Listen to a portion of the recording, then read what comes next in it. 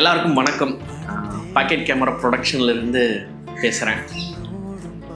Packet கேமராவோட first ரூலே love projects வந்து பண்ணவே கூடாது அப்படிங்கிறது தான் பாக்கெட் கேமரா ப்ரொடக்ஷனோட ஆஸ்தான ரூல் நம்பர் 1. அதை ஃபஸ்ட்டு பிரேக் பண்ணதே மிஸ்டர் சிபிராஜ் தான். அண்ணா எனக்கு இவங்க தான் வேணும் அப்படின்னு கேட்டான். நான் அப்போவே சொன்னேன், பையா நம்மக்கிட்ட டப் இல்லை, சொன்னால் கேளு அப்படின்னு நான் கேட்டேன்.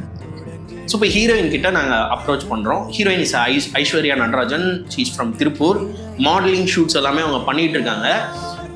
எனக்கு இதில் வந்து ஆன் அண்ட் ஆஃபான ஒரு மைண்ட் செட்டு தான். எப்படி அவங்கள நம்ம ரீச் பண்ணி, எப்படி அவங்கள காண்டாக்ட் பண்ணி, எப்படி அவங்கள ஈரோட்டுக்கு கூப்பிட்டு வந்து ஷூட் எடுக்க போகிறோம்னு தெரியல. இவன் 2 நாளுங்கிறான், 3 நாளுங்கிறான், பட்ஜெட்டே இவ்வளோ தானே அப்படிங்கும்போது கொஞ்சம் கொஞ்சமாக பட்ஜெட் கம்மியாகுது. சொன்ன பட்ஜெட்டு டேஸ் கம்மியாகுது. அது 1 டே ஆகுது. லொக்கேஷன் 7 இடமா இருந்தது, அப்புறம் 3 இடமா மாறுது, அப்புறம் 3 இடமா இருந்தது, 2 இடமா மாறிச்சு.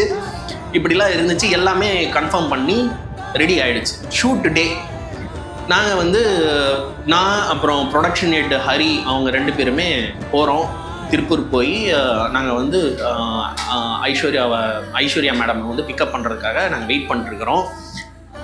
கொஞ்ச நேரம் ஆகுது. சரி வந்துடுவாங்கன்னு இருக்கோம். டைம் ஆக எனக்கும் ப்ரொடக்ஷன் ஹெட்டுக்கும் வயிற்றுலாம் கலக்க ஆரம்பிச்சிருச்சு.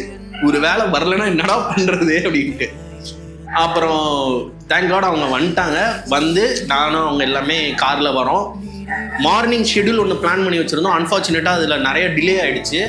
ஹோல் டீமே ஒரு மாதிரி சஃபகேட் ஆக ஆரம்பிச்சிட்டோம். என்னடா ஃபஸ்ட்டு ஷெட்யூல் ஒன்று பிளான் பண்ணோம், டைம் கிட்டத்தட்ட 2 hours டிலே ஆகிடுச்சு, இது நம்ம எப்படி ஹேண்டில் பண்ண போகிறோன்னே தெரியலையே. அப்படிங்கும்போது தான் எங்ககிட்ட 2 கை இருந்தது. ஒன்று கவின், இன்னொன்று அபு. அவங்க 2 பேருமே ஒரு ஷூட்டிங் ஸ்பாட்டை வந்து முன்னாடியே போய் அரேஞ்ச்மெண்ட்ஸ் பண்ணி அந்த இடத்த கம்ப்ளீட்டாக ரெடி பண்ணி போனோடனே ஷூட் எடுக்கிறதுக்காக எங்களுக்கு எல்லாத்தையுமே செட் பண்ணி வச்சிட்டாங்க.